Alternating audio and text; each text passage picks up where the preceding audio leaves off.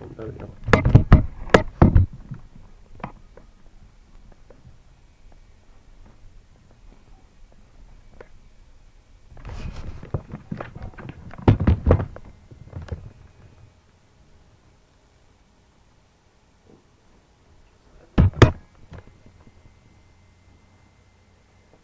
So is everyone tired of paying high gas prices at the pump?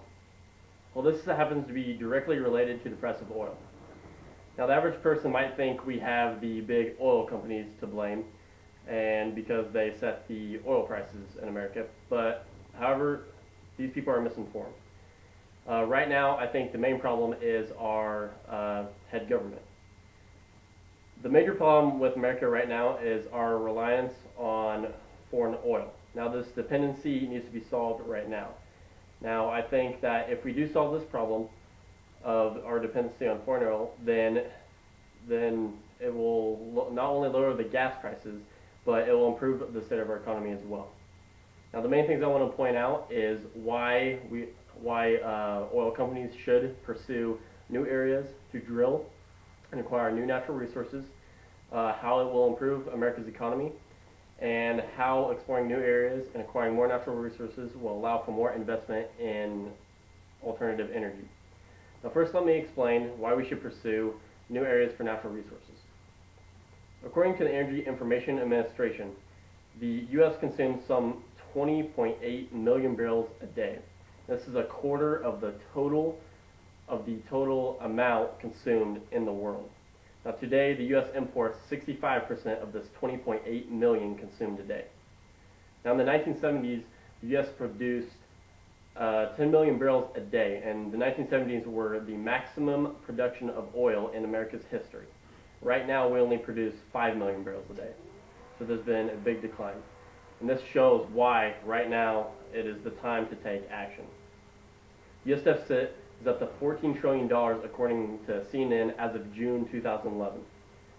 The main problem is the government has restrictions on certain areas of land, either on the coast or lands in America, that they won't allow oil companies to drill on.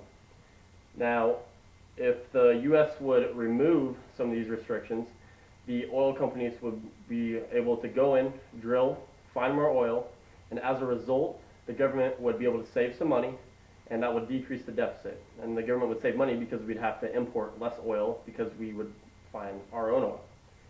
Now, the oil industry contains about 9.2 million jobs and contributes about $1 trillion a year. So by opening up these new lands and taking off these restrictions, it would not only allow more jobs in those areas, it would also allow more money to be poured in the economy. Now, the main reason for the government to not open these restrictions on these lands is the environment and wildlife in these areas.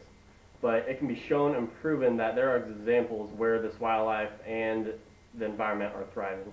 One of the examples is here. I have two pictures of caribou thriving next to an Alaskan pipeline, and this is called the Trans-Alaskan Pipeline. And it's a pipeline that runs all the way through Alaska, and the wildlife are not harmed by this pipeline. These caribou give birth next to it, have their young, and they go on with their lives like normal caribou do. And now, I know a lot of people realize that there are accidents with, things like the oil spills in the Gulf Coast, and accidents do happen. But people get in their cars, and people get killed in cars every day. But we don't stop driving cars, so America should not stop drilling. Now, the Minerals Management Service has estimated that there are around 18 billion barrels in the underwater seas off our coast near California that the government has restricted no drilling.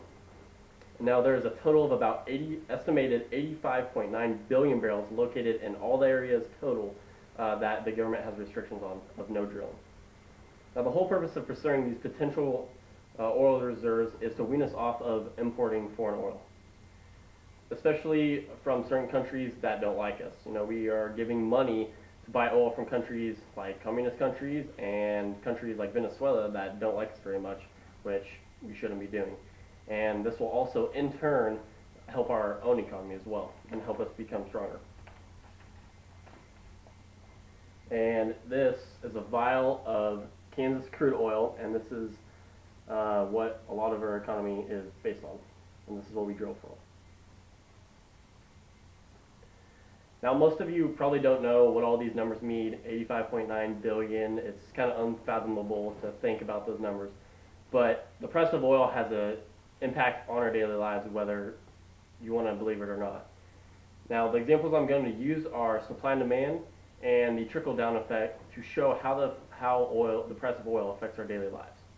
Now, based on supply and demand, the result of the U.S. acquiring its own oil would increase the supply, and the demand would stay the same. Therefore, it would put downward pressure on the price of oil.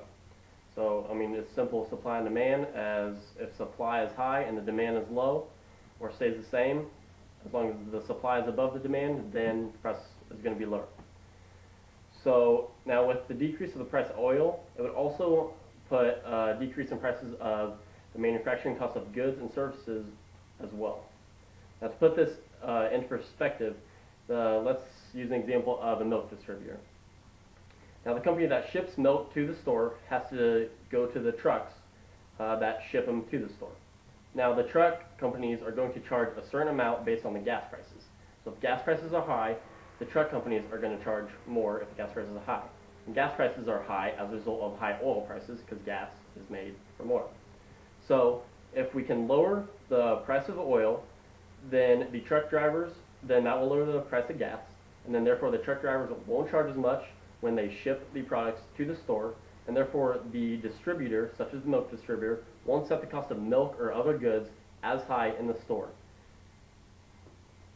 And this is known as the trickle-down effect. And here's a list of some of the common household items and things we use every day that are made from oil, according to the Rankine Energy Corporation. We have rubbing alcohol, golf balls, Band-Aids, a camera, and other things like knitting needles, baby aspirin, stuffed animals, Vaseline, and Pepto-Bismol are all made from oil. Now the trickle-down effect shows how the price of simple products like these could be lowered by just lowering the price of oil. You basically just lower the price of oil, which is at the top, and it just trickles down through like a ladder, and that's how the consumer goods could be, their prices could be lowered. Now, as a result of the decrease in the cost of goods, the public will have more money in their pockets. They will be able to spend this and help their families out, and also put more money back into the economy. Lastly, the big deal nowadays, especially in America, is going to green energy or finding a new alternative energy. Now, acquiring more oil would allow us to do this. A lot of people don't understand that, so let me explain. To a lot of people, that doesn't make sense. First, our government has to attain the money necessary to furnish these programs to invest into alternative energy programs, such as wind farms, solar panels, companies that create solar panels, hybrid cars, electric cars. All that stuff is very expensive. So our government first needs the money to do that. And right now we're about $14 trillion in debt, so we need to cut down that. And one way to do that still goes back to we need to go find more oil. Now, if we do produce our own oil, then the government will spend less money on importing oil from other countries, which will help us out. To move towards an alternative energy source, the U.S. needs to buy some time in order to get to that point. We aren't going to move straight to wind energy and electric energy in 10 years. It's going to take some time. So right now, drilling for oil is a quick fix, not only to our deficit, and it's going to help our economy, but it will buy some time to adapt and move to these alternative energy sources. In conclusion, I know a lot of people feel that there's really nothing they can do as an individual to help out with this problem, our foreign oil dependency. So the action one person might take is writing letters to representatives in Congress. You can petition, and mainly just electing officials that support these ideas and getting them in office are the main things. Now, for anyone who really wants to know more about this subject, there's a man called T. Boone Pickens, and you can find his website at thepickenplan.com, www.pickenplan.com, and his plan, ironically, is called Pickens Plan. His plan basically talks about the same things I talked about, moving towards new discovery of natural resources and using them to our advantage. And one main point he points out that I didn't talk about is the use of natural gas as substitution for oil as our transportation energy. And the reason why this is so beneficial is because it is more abundant in the U.S. than oil. It's a cleaner source of energy, and our cars can be easily converted from gasoline powered to natural gas powered.